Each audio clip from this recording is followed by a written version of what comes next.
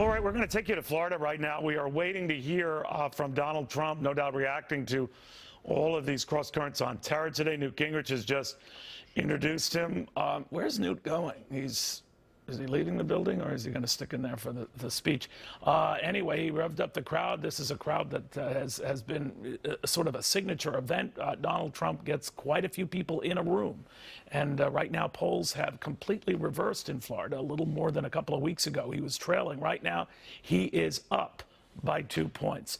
As we wait for Donald Trump, we've got Dr. Jasser with us from the American Islamic Forum for Democracy. Doctor, I think it's safe to say that Donald Trump is going to continue to pound this theme that's become very familiar to those who love him, that we have got to quit our love of politically correct ways of treating people. What do you make of that? Well, I think, Neil, it cannot be more obvious than it is now that the current mantra of countering violent extremism, which is a tactic, is just not working. And especially in Minneapolis, where you had a lot of resources focused at a Somali community that had over 40 to go fight with Shabab, some with ISIS. That mantra is failing, and yet you hear the administration talk about a battle of narratives. Okay, it is battle of narratives, but those narratives are about assimilating to American ideas. Radicalization doesn't happen overnight. It happens from grievance groups, from groups that say America's the problem. These guys are part of the war against America, that believe America's the root of evil. They want to join a Sharia state, be it ISIS or any Islamic state. We can't counter and win this war, Neil, by saying that we are just countering a negative or a tactic. We have to promote Muslim groups that believe in Americanism, that believe in freedom, and are against the jihad and are against the caliphate. None of the administration want to use those terms, and Mr. Trump is tapping into the ability to at least articulate that we're at war and there's an ideology behind it. All right, but then that begs the question, how far do you go and what do you do, right? Well, you have to empower groups within the Muslim community that are willing and ready and courageous enough to say that we have a problem.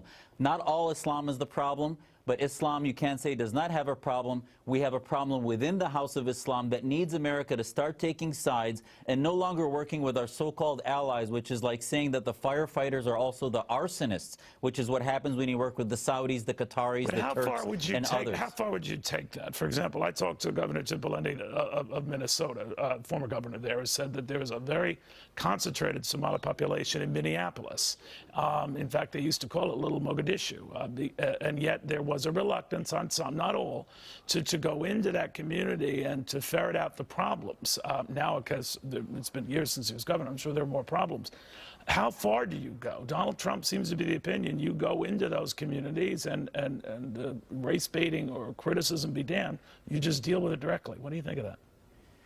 Well, I think the monitoring of ideologies that are pro-Taliban, pro-Brotherhood, pro-Hamas, ideologies pro-ISIS that are anti-American, that needs to be monitored. But within, you need to work with groups like our Muslim Reform Movement that have Somali leaders, that have leaders from the Pakistani Arabic community that believe in secular state ideas, that believe in rejecting violent jihad ideologically and are willing to take on the imams with their interpretations. And we can't be labeled as Islamophobes, even though they may try.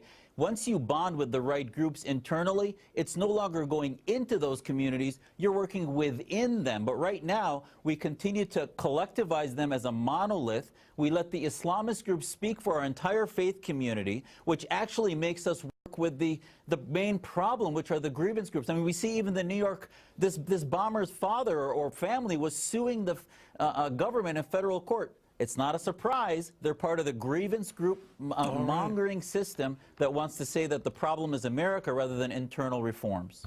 All right, Zudi, always good seeing you. Thank you very much.